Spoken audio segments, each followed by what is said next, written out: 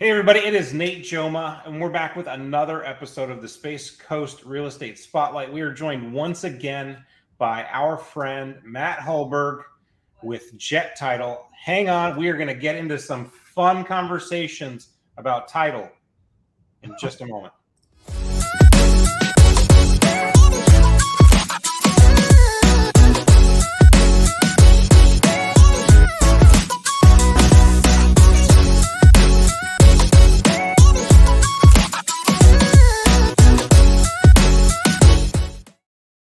Matt, welcome back, my friend. Hey, Nate. Thanks for having me back.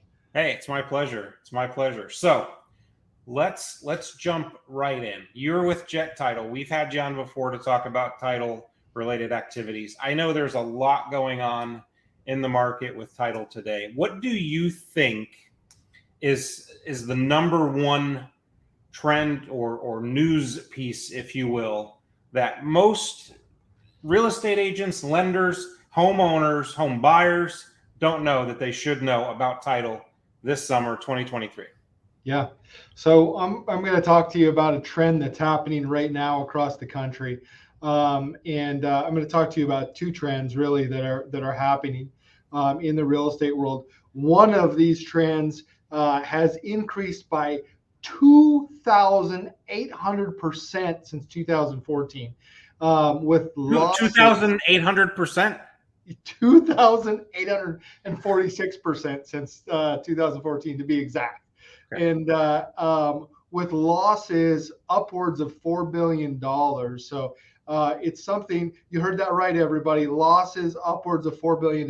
So this is important information that I'm going to give you, that I'm going to talk about on stuff that is affecting all of us. It's affecting realtors, it's affecting lenders, it's affecting title companies, and it's affecting buyers and sellers. The two things that I wanted to bring up today is, number one, vacant land fraud that is increased exponentially in the last year. It's incredible the amount of land fraud that's happening these days. And then the second piece, of course, is wire fraud. And the numbers I just gave you were the wire fraud numbers since 2014, if you can believe that. $4.4 billion lost, not recovered, lost to wire fraud. So, but the first thing is, I want to talk to you. We've seen a really big jump in vacant land fraud attempts, especially in Florida here. But so vacant land fraud or land fraud, what is it? Land fraud is when a seller owns a property and you have the fraudster that comes in and pretends to be the seller to sell that property.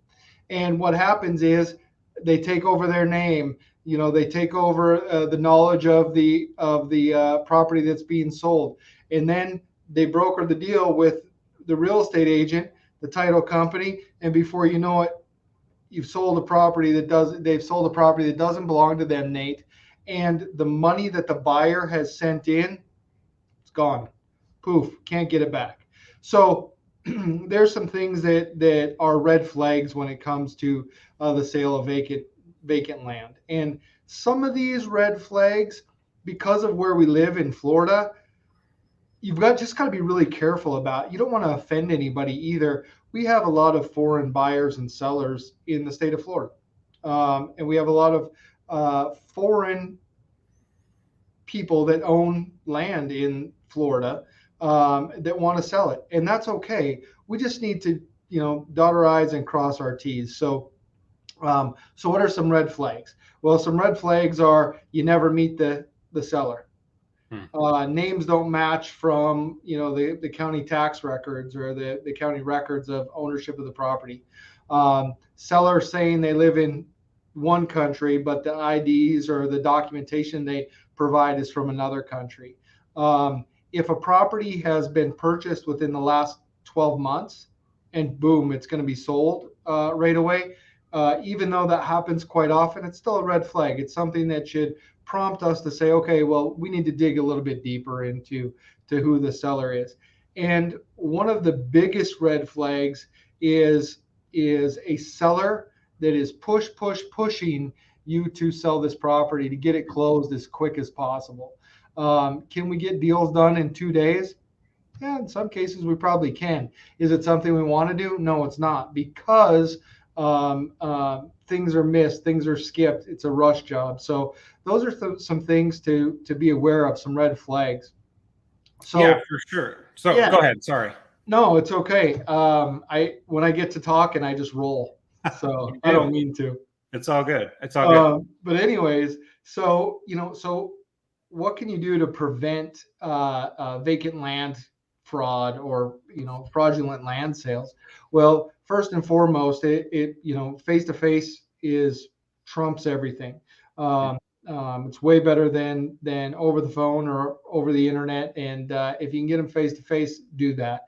If you can't, I highly recommend that you get 2 forms of ID from them. Now, that's not a total preventive measure, but I would get 2 forms of ID from them, and then I would send a letter to the seller at the address on record at the county clerk's office. In a letter, what we do here is we'll send a letter out that says, hey, so and so, we've just received congratulations on the sale of your property, and we'll list who the seller is. If there's agents involved, we'll list that on there. And then most importantly, we don't just send the letter without an identification piece on there. We'll put a code on the letter, so that when we talk to whoever the seller is over the phone, we can ask them to reference that code. Fraudsters are smart. They know how to get around it. They know we're going to send letters. And so having a fraudster reference a letter doesn't mean anything unless they can identify exactly what's on that letter. So we highly recommend that you do that. And so it's going to take a little bit of time, especially in this day and age. We can't just flip a property over that quickly. We need to do our due diligence and make sure that our sellers are actually the sellers and not fraudsters. So Yeah. It's huge right now. We've been faced with it at our office a couple times in the last, I don't know, 3 months. We've seen probably 3 or 4 times where we've had vacant land, and when we've dug or pushed a little bit deeper to get more identification, or have them go into an actual location where somebody can look at their true identifications, they back out, they ghost, they disappear, and the deal falls through. And so patience is key for realtors in situations like this. It's protection for you. It's protection for your buyer and your seller. I mean, Yeah. well, Yes. So what happens in an instance when the real estate agents don't catch it, the title company doesn't catch it, and then it comes up later? Is there any form of recourse, or is there any form of recovery of the property since it was sold illegally? well, so at that point, it's at that point, if everything transfers and everything's been done, well, I mean, at that point, it's a criminal activity. And so, it'd be transferred over to whoever the local authorities are, because that's the severity of it. They need to, take control of it. Luckily, I haven't been to that point yet. Right. And I hope I'm not, and I hope my company's not. Hope Let me we're doing knock for you. Yeah, thank All you. right. So, we like to think that we are dotting our I's, crossing our T's, and doing it by the book, so that doesn't happen to us. So, what happens if you are a victim of fraud? Well, you should report it immediately. And it is like I said, it's a criminal act, and so it's going to be out of my control. It's going to be beyond yours or the realtors in that case, and it needs to be turned over to the authorities. So, yeah. Gotcha. So would you say, if the real estate agents are being diligent, if the title company is being diligent, that going through the steps and doing the preventative measures, somebody should feel confident that if they are buying land and everybody has done their due diligence, that they shouldn't be as concerned? I don't want somebody to walk away and be worried about buying land now because of these circumstances and these Right. situations. Well, Yes, the answer is yes. You should still be confident in buying land, that you're buying it from the rightful sellers of the property, and that everything is going to be done properly. But you can always ask for that extra step. Ask the seller to be present.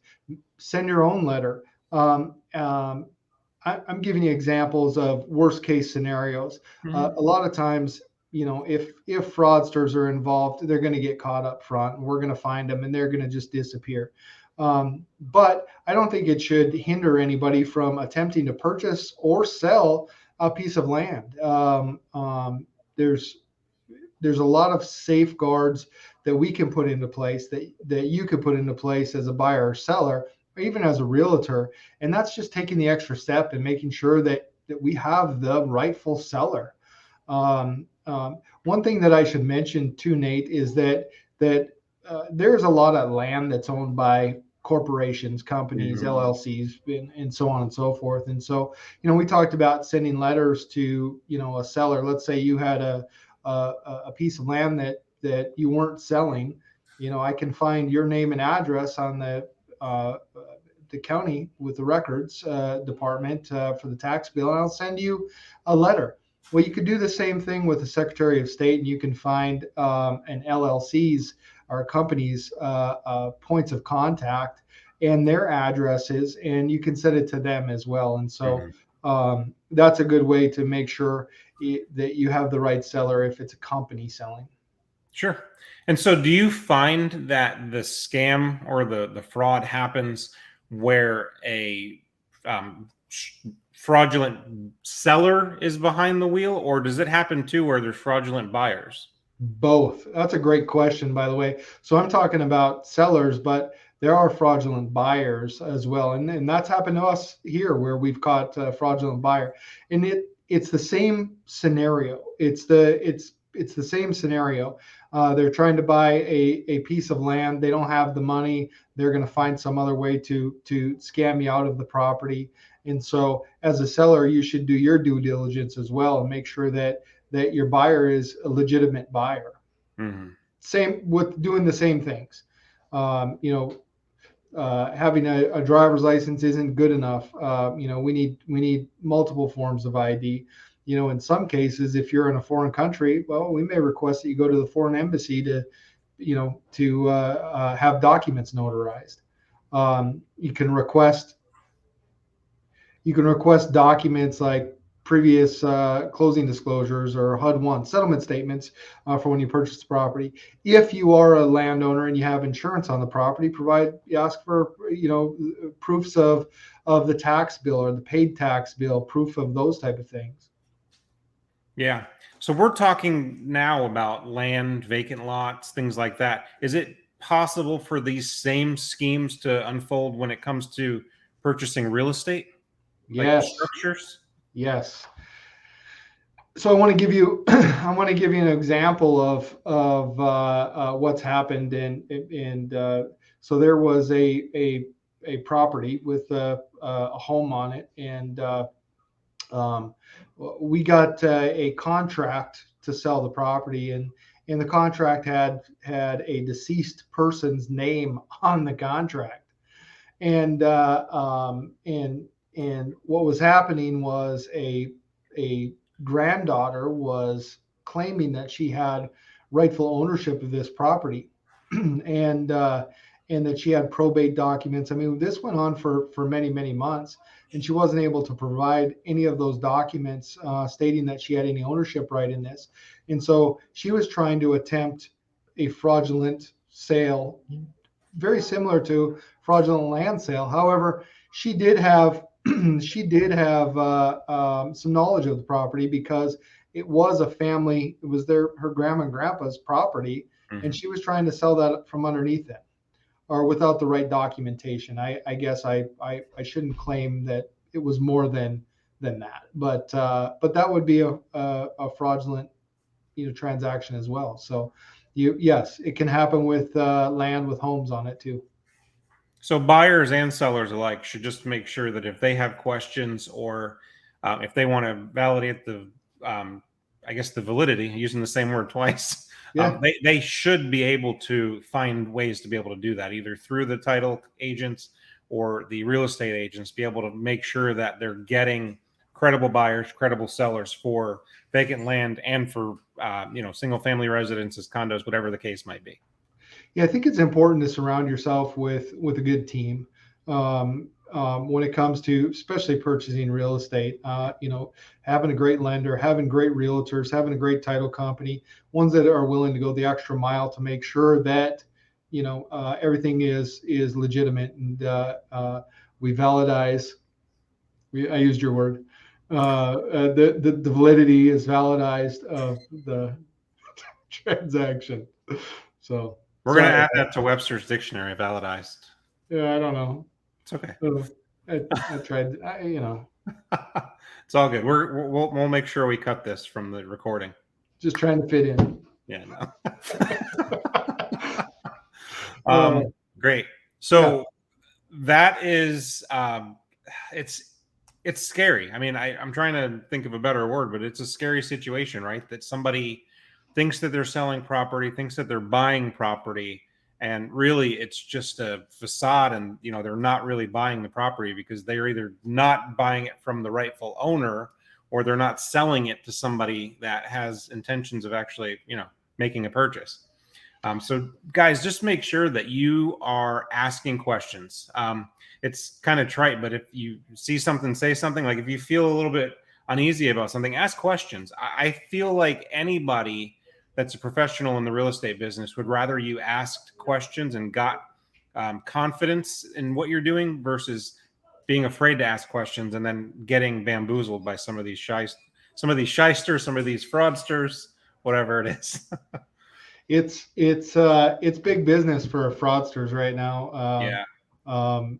Selling land that's not theirs, and it's an awful scenario. And so if you are a landowner, if you own land lots in Brevard or even in Florida or anywhere that you're watching this, some things that you can do to make sure you're not a victim of that is, you can check your land records. You can, check the tax bill. You can make sure that it hasn't been transferred out of your name. Right. Okay. So let's talk then about to me, the huge number in the billions.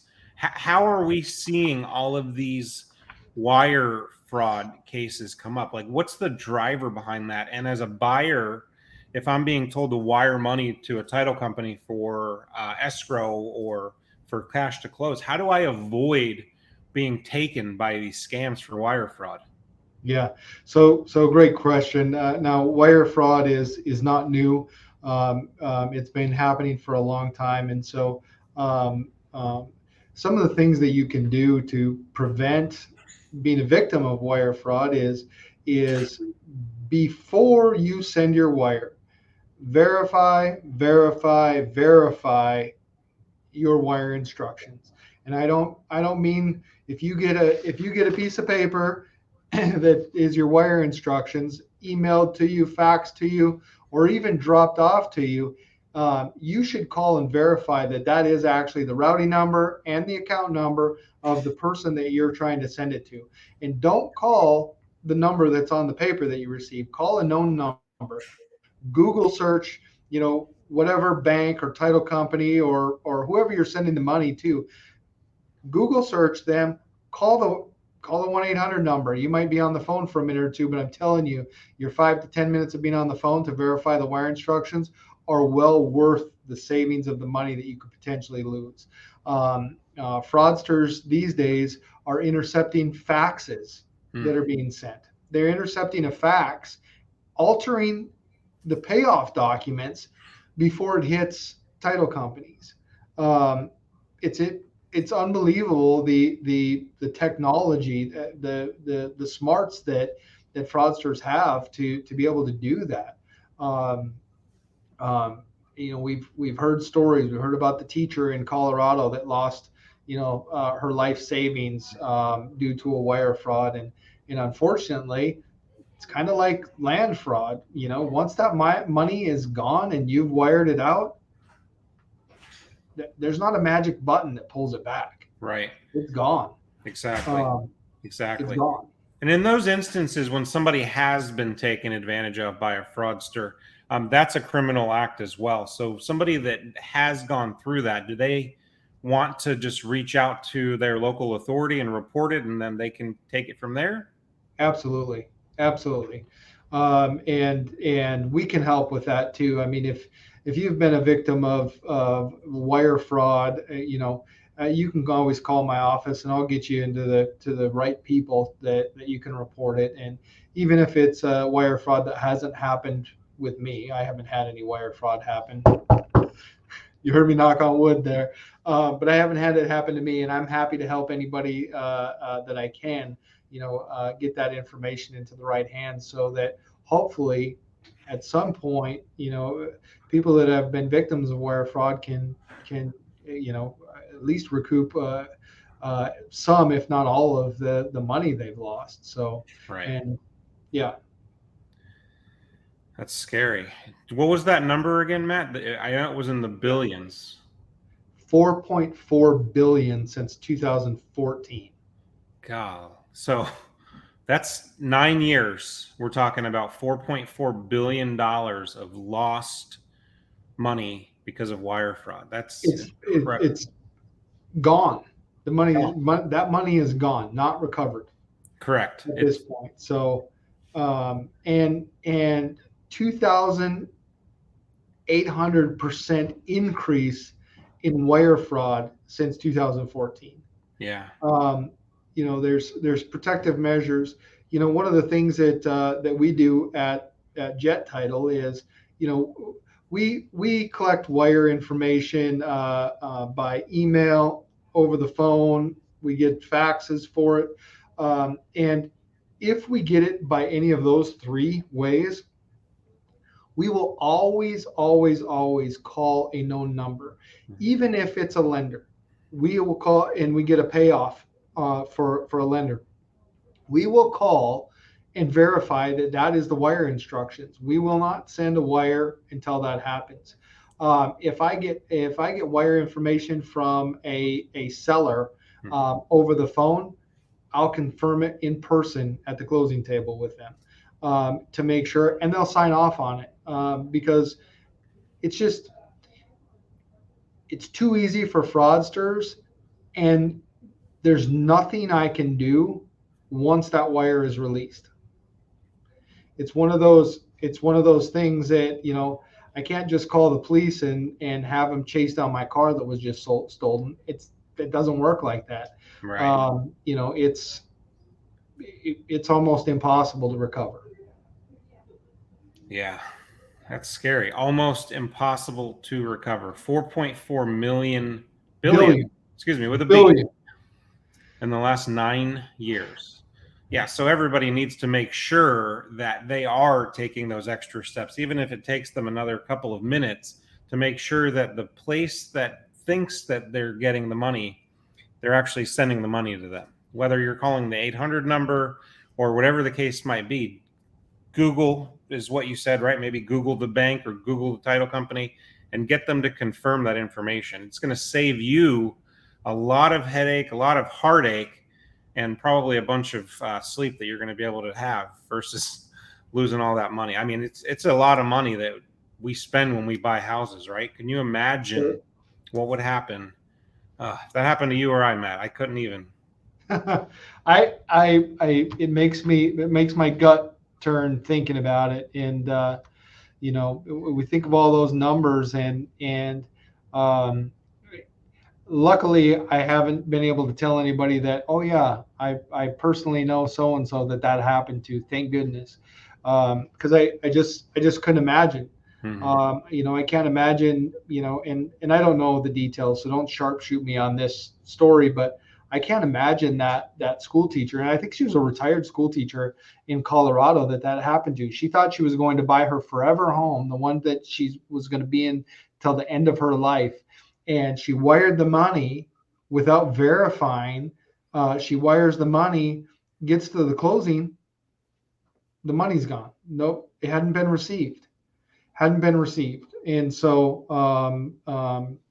and what would you do? On a personal note, I just can't imagine. So I hope everybody that's listening out there protects themselves. If you're going to wire money, no matter what dollar amount it is, and it may not even be for a real estate transaction, but whatever you're doing, and if you're going to wire money, take that extra step, call the known number, verify the wire instructions that you've been given before you hit send. Absolutely. Absolutely. Take that extra couple of minutes, safeguard yourself against being taken by some of these scammers, and you'll be thankful that you did. Trust us. Yes, for Yeah. sure. For sure. Hey, so I just want to throw another. So I told you 4.4 billion, and I told you the percentage of increase. Mhm. Did you know that most recently there was 81,000 reports of wire fraud? 81,000. 81,000 reports. That's a huge number.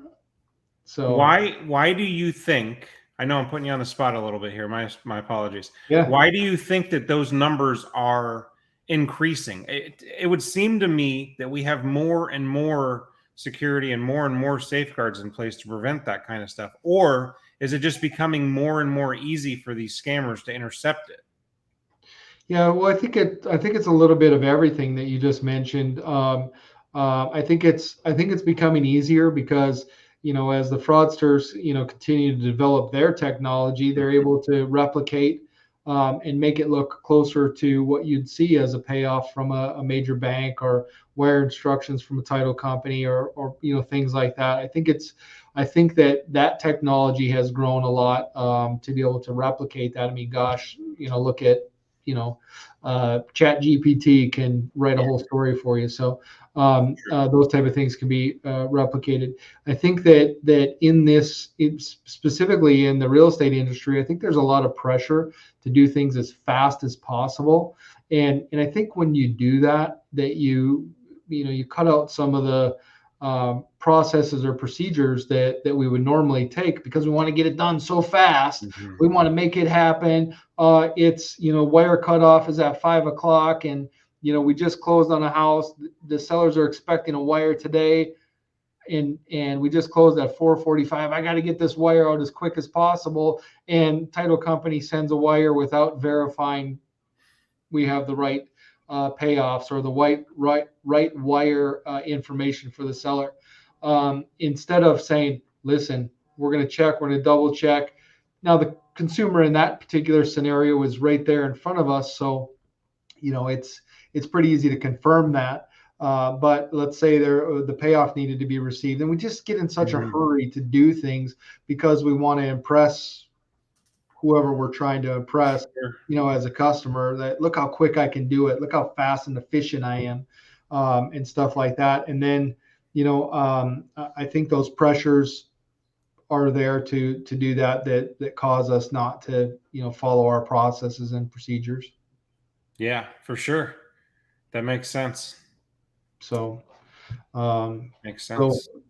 when it comes to money, I don't think you can be too safe. And so,